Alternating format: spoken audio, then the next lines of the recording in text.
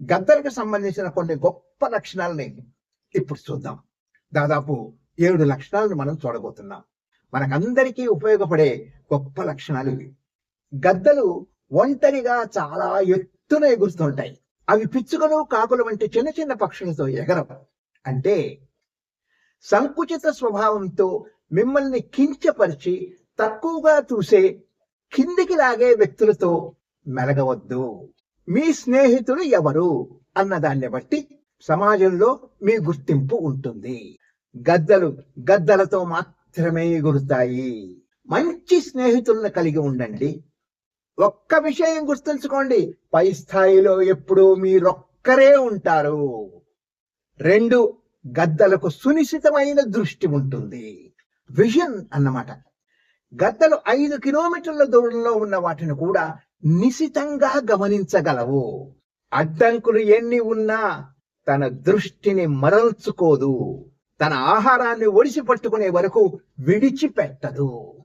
అందుకే ఖచ్చితమైన లక్ష్యాన్ని, అంటే గోల్ ని కలిగి ఉండండి.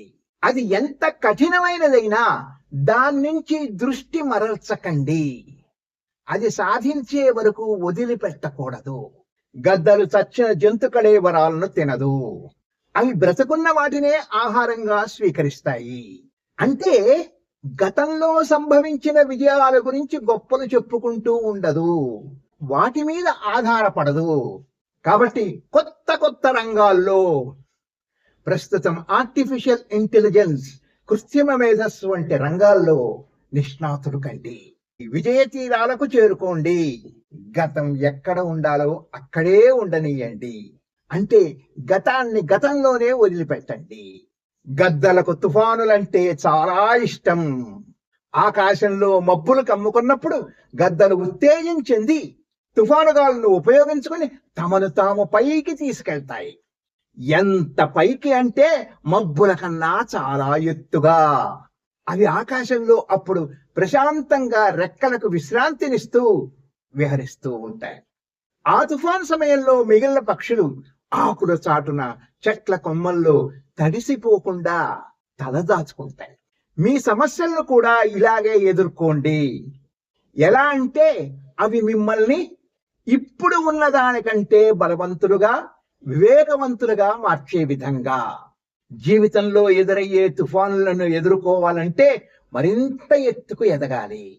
విజేతలు ఉన్నతంగా ఎదగడానికి భయపడరు. విజేతలు సవాళ్లకు బెదిరిపోరు. నిజానికి వాటిని తమకు అనుకూలంగా మార్చుకునే ప్రయత్నం చేస్తారు. 5, ఎదుటి వ్యక్తి నిబద్ధతను ఎల్లప్పుడూ పరిశీలిస్తూ ఉండండి. ఒక ఆడగద్ద మగగద్దతో సంపర్కం కోరుకునేటప్పుడు ఆడగద్ద పైనుండి భూమిపైకి దిగి ఒక లేత కొమ్మను నోటకరుచుకుని ఎగిరి మగగద్ద వద్దకు వెళ్తుంది. అక్కడ నుండి తన శక్తి మేరకు ఆకాశంలోకి ఎగిరి అక్కడ నుండి దాన్ని విడిచిపెడుతుంది. మగగద్ద ఆ కొమ్మ వెంబడి కిందికి ఎగురుతూ అది నేల మీద పడే లోపు నోట కరుచుకొని ఆడగద్ద దగ్గరకు వెళ్తుంది. ఆడగద్ద ఆ కొమ్మని మళ్లీ ముక్కుతో కరుచుకొని మరింత పైకి ఎగిరి మళ్లీ అక్కడి నుంచి వదిలిపెడుతుంది. మగగద్ద ఆ కొమ్మ వెంటబడి కిందికి దిగుతూ మధ్యలో దాన్ని కరుచుకొని ఆడగద్దకు మళ్లీ అందిస్తుంది. ఈ ఆట కొన్ని గంటల పాటు సాగుతుంది. ప్రతిసారి ఆడగద్ద ఆ కొమ్మను తీసుకెళ్లి మరింత పైకెగిరి అక్కడి నుంచి వదిలిపెడుతుంది. ఎంతవరకు మగగద్దలో నిబద్ధత ఉంది, అంటే కమిట్మెంట్ ఉంది అని నిర్ధారించుకునేంత వరకు. ఆ తర్వాత మగగద్దతో సంపర్కానికి అనుమతి తెలుపుతుంది. వ్యాపారంలో కానీ, స్వీయ వ్యక్తిగత జీవితంలో కానీ భాగస్వామ్యం కోరుకునే వ్యక్తికి ఎంత కమిట్మెంట్, ఎంత నిబద్ధత ఉందో తెలుసుకోవడం చాలా అవసరం. లేకుంటే భవిష్యత్తులో చిక్కుల్లో పడవలసి వస్తుంది.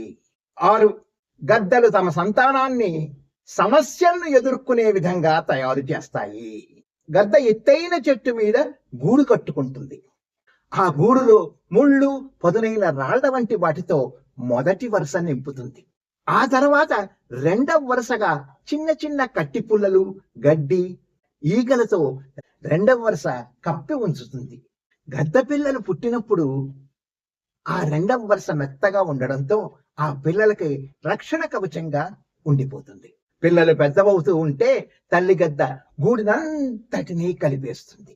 ఇప్పుడు గూడు మెత్తగా లేక ముళ్ళు రాళ్ళు గుచ్చుకుంటూ బాధ పెడుతూ ఉంటాయి.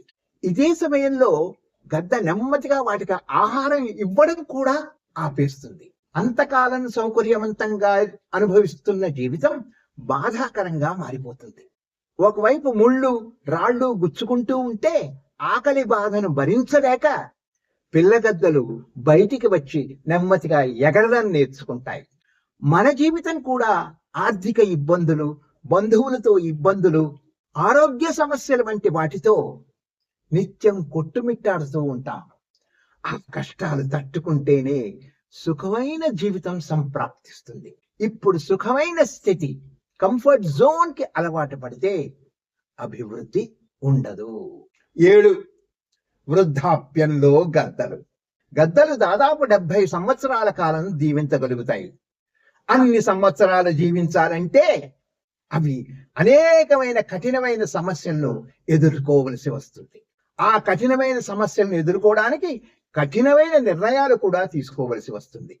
40 సంవత్సరాలు వచ్చేసరికి ముక్కు బాగా పొడుగ్గా పెరిగిపోయి వంగిపోయి ఆహారాన్ని పట్టలేక నిరుపయోగంగా మారిపోతుంది.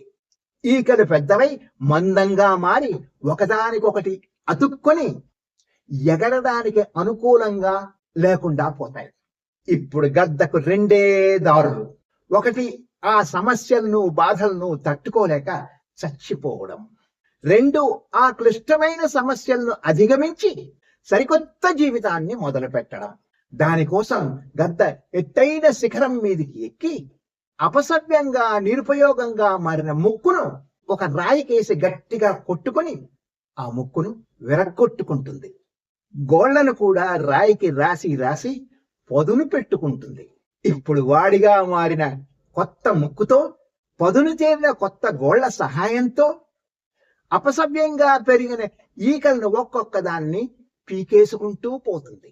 ఈ కఠినమైన పని చేసుకోవడానికి కనీసం 150 రోజుల కాలం పడుతుంది. దానికి కొత్త గోళ్ళు, కొత్త ముక్కు, కొత్త ఈకలతో మరొక 30 సంవత్సరాలు ఆకాశంలో ఆనందంగా విహరిస్తుంది. ఇప్పుడు జీవితంలో ఉన్నతంగా ఎదగాలంటే మార్పుకు సిద్ధంగా ఉండాలి.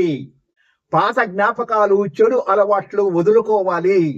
అవి ప్రతికూలమైన ఈకల వంటివి, వాటిని వదిలించుకోవాలి. కొత్త మంచి జీవితంలోకి అడుగు పెట్టాలి. ఈ 7 గద్దలకున్న గొప్ప లక్షణాలు. ఈ లక్షణాల్లో కొన్నైనా అలవర్చుకుంటే జీవితం సుఖశాంతులతో ఆనందమయంగా గడిచిపోతుంది. వీడియో నచ్చితే లైక్ చేయండి, 10 మందికి షేర్ చేయండి, ఒక చిన్న కామెంట్ చేయండి, సబ్స్క్రైబ్ చేసుకొని మీ ఆనందాన్ని నాతో పంచుకోండి. Good luck.